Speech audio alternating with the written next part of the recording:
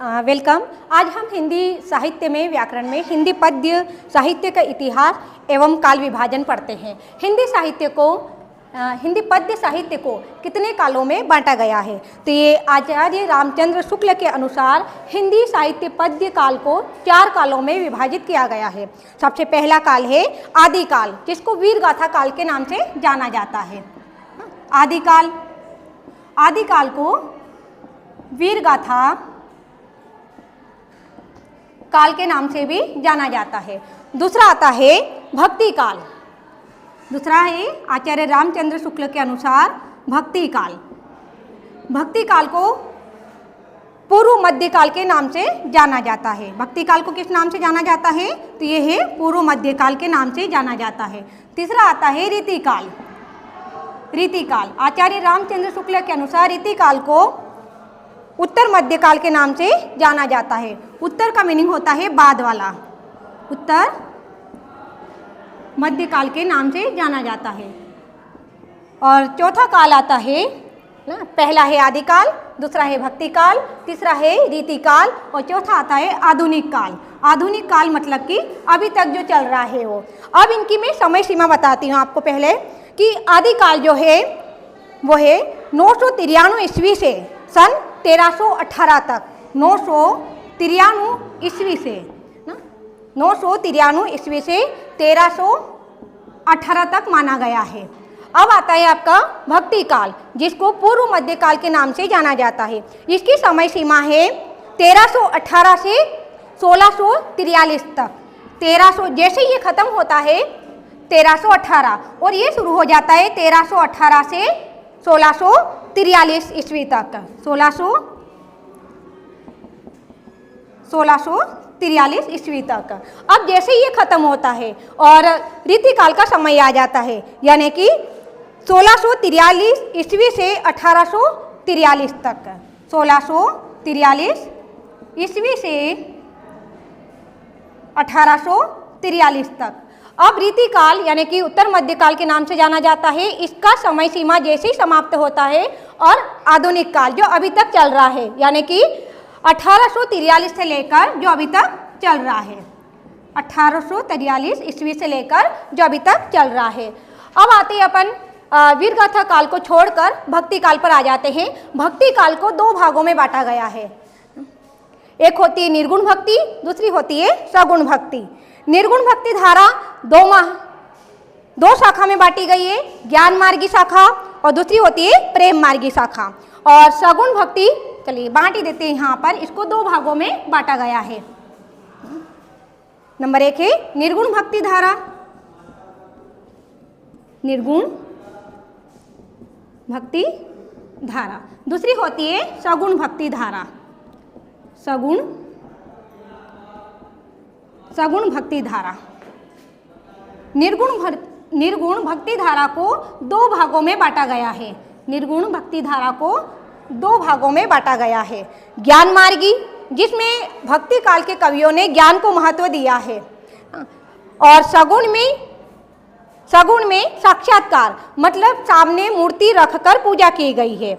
अब भक्ति काल के कवियों की बात करें तो दोनों में अलग अलग बांटा गया है। जैसे भक्ति काल के कवि जो है सूरदास, तुलसीदास, मीराबाई, रैदास, मल्लुकदास, रसखान आदि कवि रहे हैं। लेकिन यहाँ पर अगर निर्गुण की बात करें तो जैसे जिन्होंने मूर्ति पूजा को नहीं माना है, जैसे कबीरदास, दोहों के माध्यम से भगवान को बताया गया है ना, रसखान।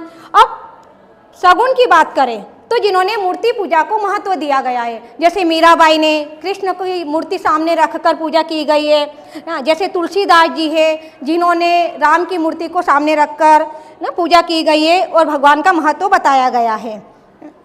अब इसमें ज्ञान मार्गी की बात करते निर्गुण में भक्ति धारा में ज्ञान मार्गी की बात करते हैं। ज्ञान मार्गी शाखा और प्रेम मार्गी शाखा, यानी ज्ञान में ही भगवान को बताया गया है।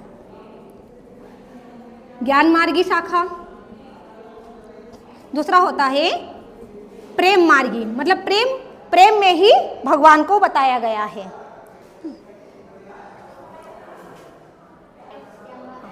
तो हम भक्ति काल पढ़ रहे थे, थोड़ा सा लिखने में प्रॉब्लम आ रही थी इस वजह से। चलिए, तो भक्ति काल को अभी 2 भागों में बांटा था हमने। कौन कौन से में? एक तो निर्गुण और दूसरा होता है सगुण। निर्गुण भक्ति धारा, निर्गुण भक्ति धारा, और दूसरा होता है सगुण भक्ति धारा। पहले निर्गुण की बात कर लेते हैं। तो निर्गुण को दो भागों में बांटा है, ज्ञान मार्गी शाखा और दूसरा है प्रेम मार्गी शाखा। निर्गुण की बात करते हैं यहाँ पर। निर्गुण भक्ति धारा को दो भागों में बांटा है। नंबर 1 ज्ञान मार्गी शाखा और दूसरा होता है प्रेम मार्गी शाखा। प्रेम मार्गी शाखा। अब इसके अंतर्गत ज्ञान मार्गी के अंतर्गत मतलब ज्ञान को किसने महत्व दिया है, तो कबीरदास ने ये कहा है कि ज्ञान में ही भगवान होते हैं। कबीरदास ने अपने दोहों के माध्यम से, जो कबीरदास की अधिकतर जो रचनाएं हैं ना, जैसे बीजक, रमेनी, शबद, उन सभी में ज्ञान में ही भगवान को बताया गया है। दूसरा है प्रेम मार्गी। इन्होंने यहाँ के जो भक्ति काल के कवि रहे हैं, इन्होंने प्रेम में ही भक्ति को बताया गया है कि प्रेम में ही भक्ति है। जैसे मलिक मोहम्मद जायसी, इनके कवि रहे हैं मलिक मोहम्मद जायसी।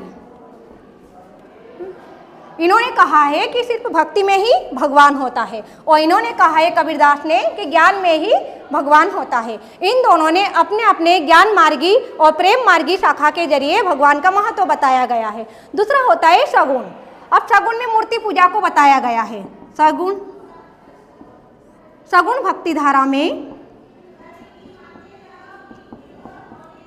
भक्ति धारा में मूर्ति पूजा को महत्व दिया गया है। अब इसको भी दो भागों में बांटा है। नंबर 1 कृष्ण भक्ति शाखा और राम भक्ति शाखा। तो पहले हम बात करते हैं राम भक्ति शाखा की। राम भक्ति शाखा जिन्होंने तुलसीदास ने राम भक्ति को अनंत तक चलाया है, यानी जैसे उन्होंने रामचरितमानस लिखा है जो लोकप्रिय महाकाव्य रहा है, तो उनकी भक्ति जो है वो चरम सीमा पर थी, राम भक्ति। और दूसरा है कृष्ण भक्ति। तो राम भक्ति के कवि है, राम भक्ति शाखा के कवि रहे हैं तुलसीदास, और कृष्ण भक्ति शाखा के कवि रहे हैं सूरदास जी।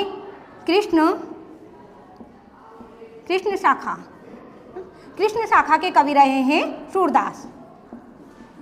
मीराबाई भी रही है, लेकिन सूरदास को अधिकतर महत्व दिया गया है क्योंकि इनकी भक्ति भी चरम सीमा पर थी, है ना। और राम भक्ति में तुलसीदास को महत्व दिया गया है।